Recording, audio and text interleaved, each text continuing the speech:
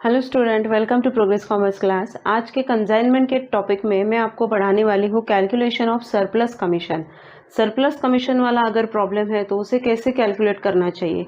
देखिए, जब consignor consignee को गुड्स सेंड करता है तो कंसाइनी वो गुड्स बेच के देने का काम करता है और उसके लिए वो कुछ कमीशन चार्ज करता है। Consignee takes surplus commission if he fetch price more than invoice price for the consignor.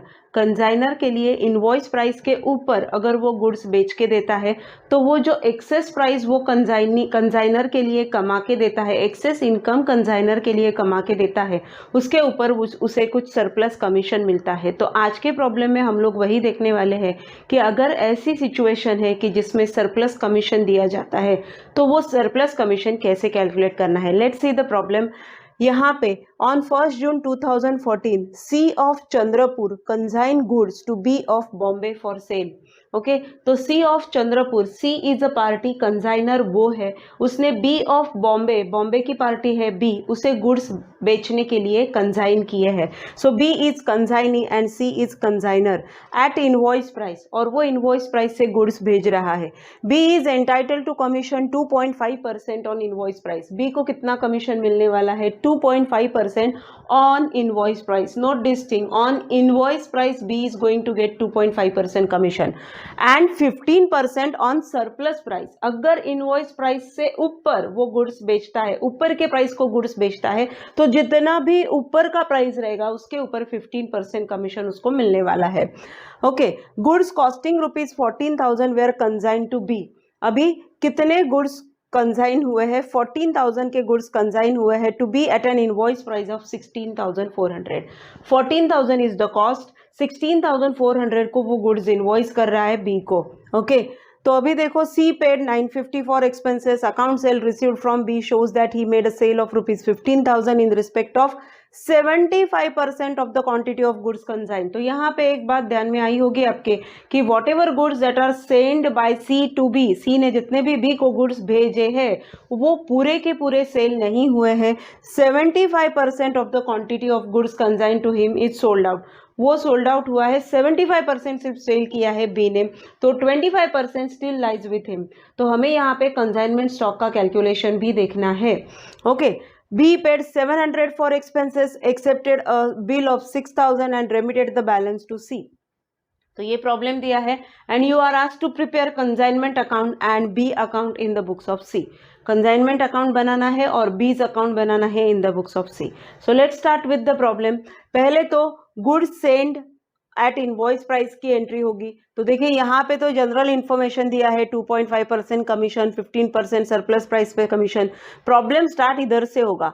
Goods costing ₹14,000 were consign to B at invoice price of 16,400. So the first entry that we are supposed to make is consignment account debit to goods sent on consignment.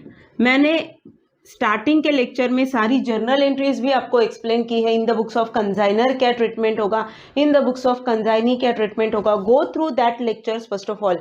पहले वो सारी lecture देखो, introductory lecture देखो, तो ये topic आपको अच्छी तरीके से समझ में आएगा। Okay, now I think this is my 5th lecture on consignment. तो पहले वो लेक्चर्स देखो तो आपको ये सारी लेक्चर्स समझ में आएगी। तो ये फर्स्ट एंट्री यहाँ से स्टार्ट होगी। Goods costing ₹14,000 consign to B at invoice price of 16,400। तो जब भी गुड्स इनवॉइस प्राइस पे सेंड किए जाते हैं, you have to pass the entry with the invoice price on the debit side of consignment account. So the entry for this is consignment account debit to goods sent on consignment. And my dear student, तभी आपको क्या करना है, whenever the goods are sold by consignee to consigner at invoice price, you have to keep aside the reserve, you have to keep aside the load. जो भी profit portion है ना उसको साइड में करना है, क्रेडिट में एंट्री करके। तो देखिए यहाँ पे कितने कॉस्टिंग के गुड्स थे, तो ये देखो यहाँ पे मैं हाईलाइट कर रही हूँ, goods costing ₹14,000 send to B at 16,400. So immediately here you can work out the stock reserve ना। आप स्टॉक रिजर्व निकाल सकते हो, दोनों का डिफरेंस निकालो, वो रहेगा उसमें का प्रॉफिट पोर्शन। तो कितना है, 16,400 में से 14,000 अगर माइनस करो तो वो आता है 2400। तो यहाँ पे ये जो गुड्स कंसाइनमेंट पे भेजे हैं उसमें का स्टॉक रिजर्व कितना रहेगा, 2400। तो हम क्या करेंगे, क्रेडिट साइड में एंट्री कर देंगे बाय गुड्स सेंट ऑन, वही लिखना है आपको। यहाँ ये जो एंट्री होती है consignment account debit to goods sent on consignment, exactly उसकी अपोजिट एंट्री करनी है आपको, goods sent on consignment account debit to consignment, ऐसी अपोजिट एंट्री करनी है। फॉर एडजस्टिंग व्हाट, देखो यहाँ पे मैं लिख रही हूँ ब्रैकेट में, for adjusting load, for adjusting that stock reserve, load बोलते हैं स्टॉक रिजर्व बोलते हैं, वो एडजस्ट करने के लिए हमें उसकी एग्जैक्टली रिवर्स एंट्री करनी पड़ती है। 2400 वैसे आया। 2400 कैसे आया है, ये 16,400 में से 14,000 मैंने माइनस किया, तो जो रहेगा अमाउंट बैलेंस वो है स्टॉक रिजर्व 2400। ओके, तो ये फर्स्ट इफेक्ट हो गया। Now let's move further. C paid 950 for expenses, C ने कितने एक्सपेंसेस पे किए हैं, तो जितने भी खर्चे सी कर रहा है, कंसाइनर कर रहा है, वो हमें यहाँ पे लिखने हैं। Consignment account debit to cash और बैंक, कितना खर्चा कर रहा है वो एक्सपेंसेस का, 950, तो ये आ गया यहाँ पे 950। Okay, these are what expenses paid 950। Thereafter, next line, account sale received from B shows that he made a sale of rupees 15,000।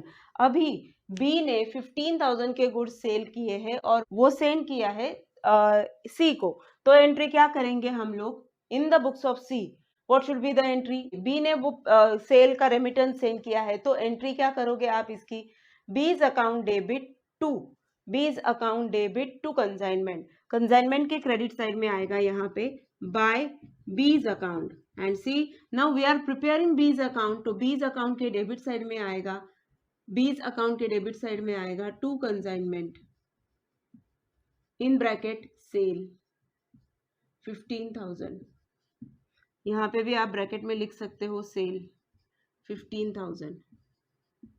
Okay, that is in respect of 75% of the quantity of goods consigned. ये line ही clear करती है कि ये जो 15,000 उसने send किया है वो सिर्फ 75% क्वांटिटी के लिए है, 25% स्टिल लाइंग विथ हिम, 25% के गुड्स अभी भी बी के पास पड़े हैं।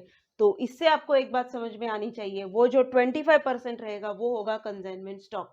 तो कंसाइनमेंट स्टॉक का कैलकुलेशन भी करेंगे, पहले आगे की लाइन देखते हैं। बी पेड 700 फॉर एक्सपेंसेस, तो यहाँ पे बी ने कितना एक्सपेंसेस पेड किया है, 700। खर्चा चाहे बी करे या सी करे, कंसाइनर करे या कंसाइनी करे, कंसाइनमेंट अकाउंट के डेबिट में आएगा।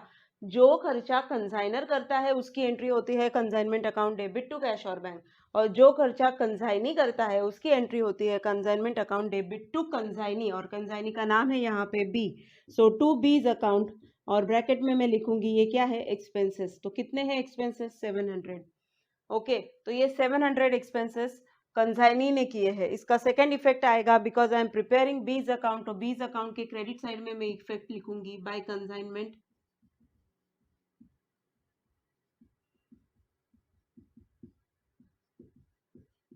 700।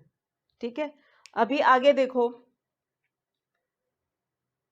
Okay, B paid 700 for expenses, accepted a bill of 6,000, उसने बिल एक्सेप्ट किया है 6,000 का। So in the books of C what should be the entry, bills receivable account debit to B, जब B bill accept करेगा और send करेगा तो bills receivable account debit to B, ये एंट्री होगी। कंसाइनमेंट में बिल्स रिसीवेबल की entry नहीं होती है, बी एंट्री मैंने आपको बताई अभी, bills receivable account debit to B, तो बी के क्रेडिट साइड में एंट्री आएगी by bills receivable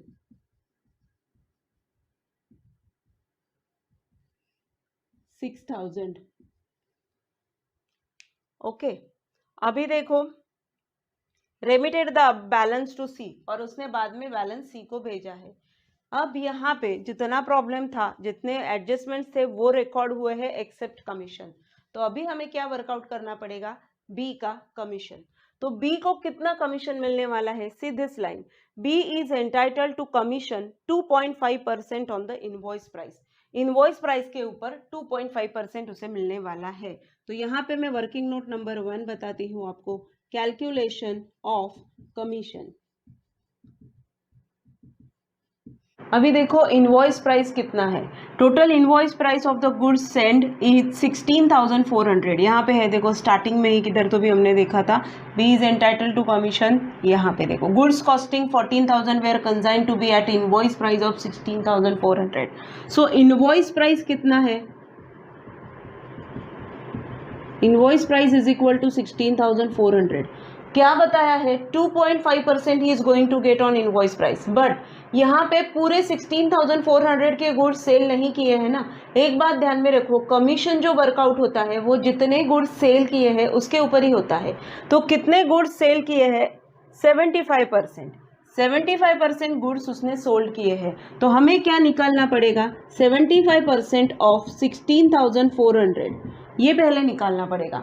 so 75% of 16,400 stands for how much, that stands for ₹12,300। तो ये इनवॉइस प्राइस के गुड्स उसने सेल किए हैं। Therefore 2.5% on 12,300 is equal to, अभी क्या बताया है, 2.5% is going to get on invoice price. जितने गुड्स उसने बेचे हैं उतने अमाउंट के इनवॉइस प्राइस के ऊपर 2.5%। तो 16,400 के गुड्स उसने बेचे ही नहीं है ना, वो टोटल इनवॉइस प्राइस है गुड्स कंसाइन किए हुए जो गुड्स है उसकी टोटल इनवॉइस प्राइस है। उसमें से 75% is sold out, B sold out 75% only. So we have to work out first of all 75% of 16,400 and that stands for 12,300। Now he is going to get 2.5% on 12,300। So 12,300 के ऊपर 2.5% workout करो, that will B 307.5। 307.5, तो इसे round करेंगे हम लोग, that will B ₹308। ये उसका रेगुलर कमीशन मिलेगा उसको, कितना, 308। अभी देखो ये जो 12,300 के गुड्स इनवॉइस प्राइस के थे, ही sold it for how much, he sold it for 15,000। So he generate surplus commission, he is going to generate surplus commission because he sold the goods more than invoice price at more than invoice price, getting me or not। उसने 12,300 के goods जो invoice price के थे वही बेचे हैं, लेकिन देखो कितने में बेचे हैं, 15,000 में बेचे हैं। So he generate surplus amount of sale, उसने सरप्लस सेल जनरेट किया है। So definitely he is going to entitle surplus commission, उसे सरप्लस कमीशन मिलेगा। तो यहाँ पे हम लोग वर्कआउट करेंगे सरप्लस कमीशन कितना मिलेगा। सरप्लस कमीशन देखो, अभी सेल प्राइस कितना है, sale price is equal to 15,000। इसमें से माइनस करेंगे हम लोग invoice price of goods sold, invoice price of goods sold that is 12,300। So surplus amount generated by him is 15,000 minus 12,300 is equal to 2,700। Okay, and 2,700 के ऊपर उसे मिलेगा 15% on surplus price. He is going to get 15% commission on surplus price. Therefore 15% on 2,700 stands for how much, that we have to work out. 2,700 into 15%, that is 405. So see here, the total commission the B is going to get is 308 plus 405. So in total he is going to get 713 for commission, rupees 713 for commission. Okay, so now just pass the entry. Consignment account debit to B's account, bracket में मैं लिखूंगी यहाँ पे commission, और कितना commission है 713। तो यहाँ पे आपको B's अकाउंट के क्रेडिट साइड में नेक्स्ट एंट्री करनी पड़ेगी, by consignment in bracket commission 713. Understood? I think अभी आपको क्लियर हुआ रहेगा कि सरप्लस कमीशन का कैलकुलेशन कैसे करना है। अब हम देखेंगे, because the entire goods are not sold out, there are some goods lying with the consignee at this stage also. तो उसका कैलकुलेशन कैसे करेंगे, इन शॉर्ट कंसाइनमेंट स्टॉक का कैलकुलेशन कैसे करेंगे। Let's see the working note number 2। यहाँ पे आप वर्किंग नोट का रेफरेंस दे सकते हो 713 का यहाँ पे आप वर्किंग नोट का रेफरेंस दे सकते हो, वर्किंग नोट नंबर 1 करके आप ब्रैकेट में लिखो तो वो रेफरेंस वहाँ पे आ जाएगा। अभी नेक्स्ट वर्किंग नोट देखते हैं, वर्किंग नोट नंबर 2।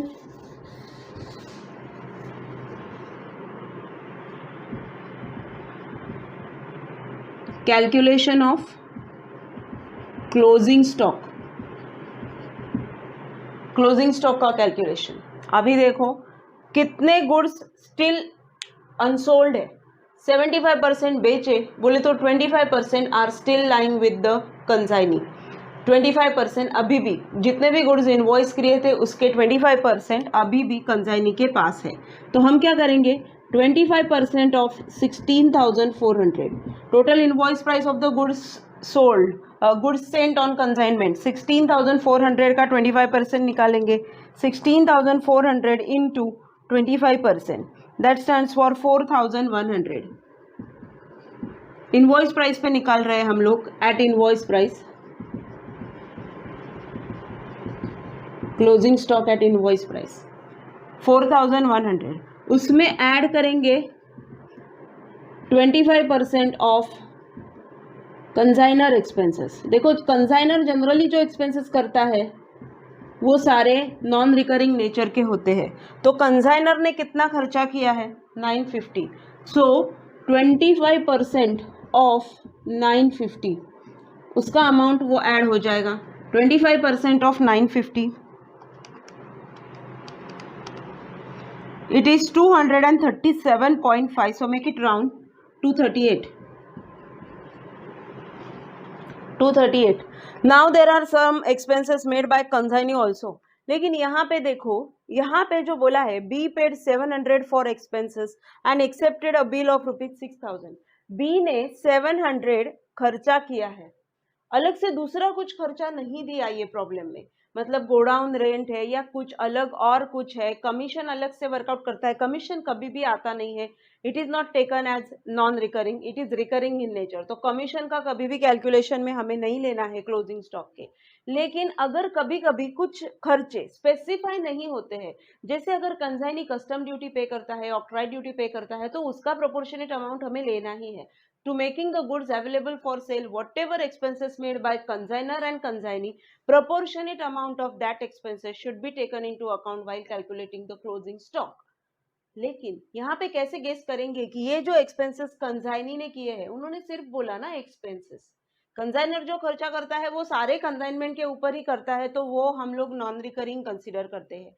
लेकिन यहाँ पे ये जो एक्सपेंसेस नाम से बोला है वो रिकरिंग है, नॉन रिकरिंग है, ऐसे नहीं बोला है।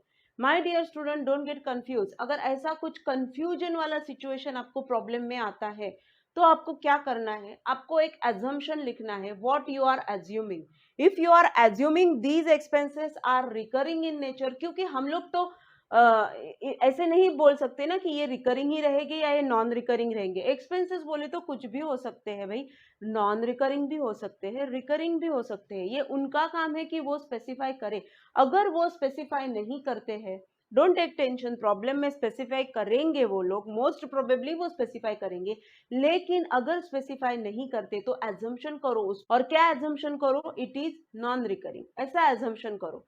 क्योंकि नहीं लिया तो अलग आंसर आएगा, लिया तो अलग आंसर आने वाला है। तो एज्यूम करो कि ये एक्सपेंसेस क्या है, नॉन रिकरिंग इन नेचर है। Expenses made by B are consider as non recurring in nature. तो नॉन रिकरिंग नेचर के है करके इसका भी 25% अगर मैं लेती हूँ, 25% ऑफ 700 ये ले लिया। एजम्पशन लिखना है आपको, एजम्पशन के बगैर जाना नहीं है। 700 we consider as what, non recurring in nature, okay। expenses made on account of by consignee are non recurring in nature, so 700 का 25% कितना आता है, 175। तो ये हो गया value of closing stock at invoice price 4100 plus 238 plus 175, that will be 4513, okay.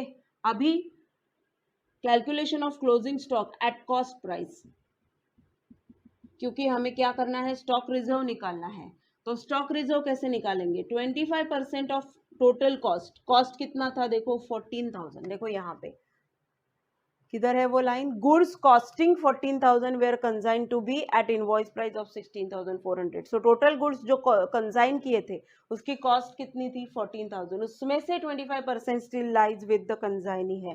तो 14,000 into 25% that stands for 3,500।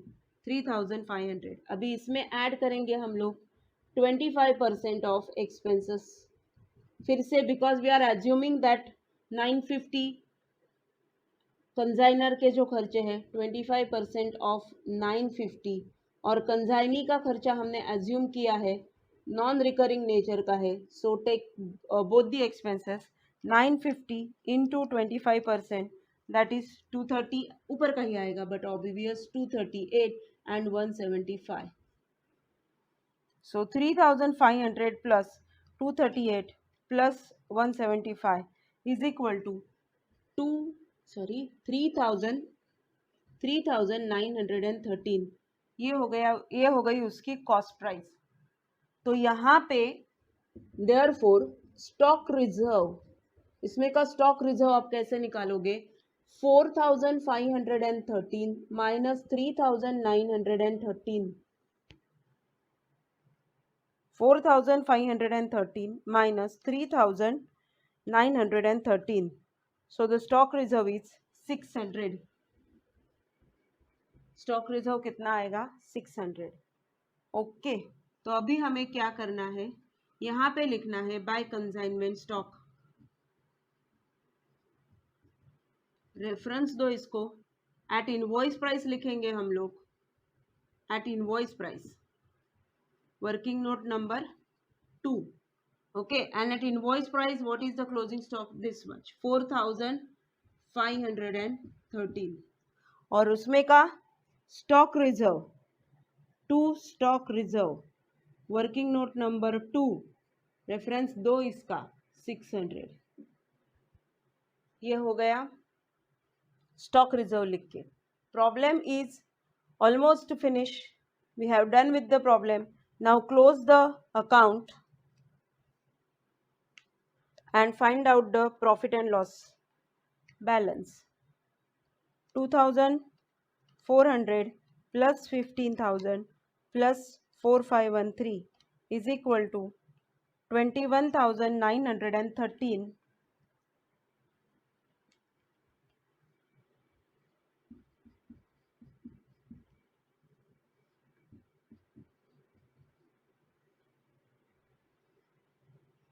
minus 16,400 minus 950 minus 700 minus 713 minus 600. Profit is 2,550. So to profit and loss account 2,550. Okay, अभी जो balance है उसने remit किया है, remittance the balance to सी ऐसे बोला है, तो वो हमें कहाँ से मिलेगा कि बी ने सी को कितना अमाउंट सेंड किया, वो कहाँ से मिलेगा, वो आपको ये अमाउंट से मिलेगा, ये जो अकाउंट है उससे मिलेगा। तो उसे क्लोज करो। Take the total of debit side first 15,000,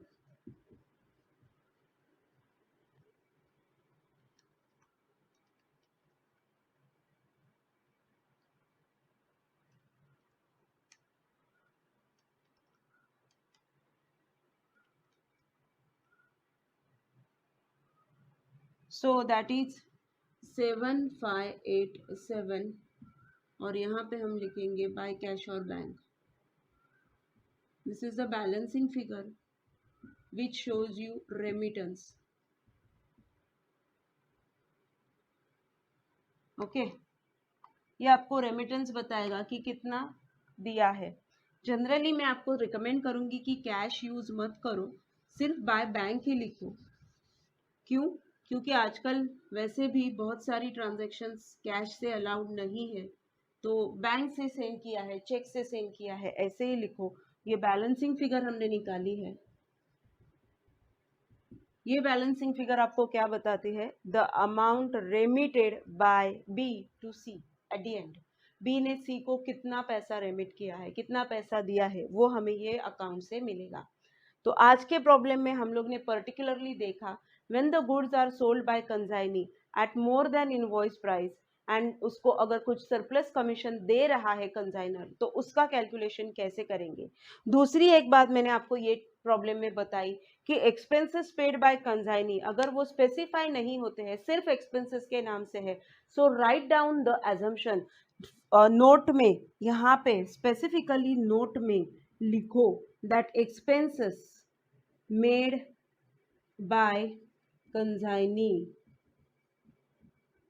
assumed as non-recurring in nature, therefore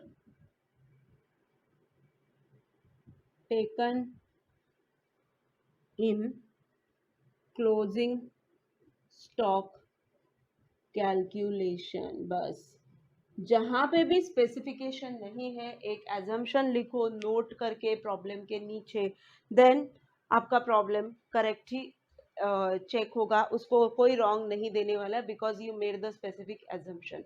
कब करना है ऐसा? जब सिर्फ एक्सपेंसेस के नाम से कुछ आता है, specific expenses like custom duty है, डॉग ड्यूटी है, जो नॉन रिकरिंग नेचर के है वो स्पेसिफाई किया तो उसे ही लेना है। लेकिन अगर कुछ भी प्रॉब्लम में स्पेसिफाई नहीं किया, सिर्फ एक्सपेंसेस बोल दिया, तो उसको एज्यूम करो रिकरिंग नॉन रिकरिंग। हमने यहाँ पे एज्यूम किया है नॉन रिकरिंग, उसका एजम्पशन लिख दिया और फिर उसका प्रोपोर्शनेट अमाउंट ले लिया है। तो इस तरीके से आपको कंसाइनमेंट के प्रॉब्लम सॉल्व करने हैं। आज का ये लेक्चर आपको कैसा लगा? अच्छा लगा तो please like share and subscribe progress commerce class.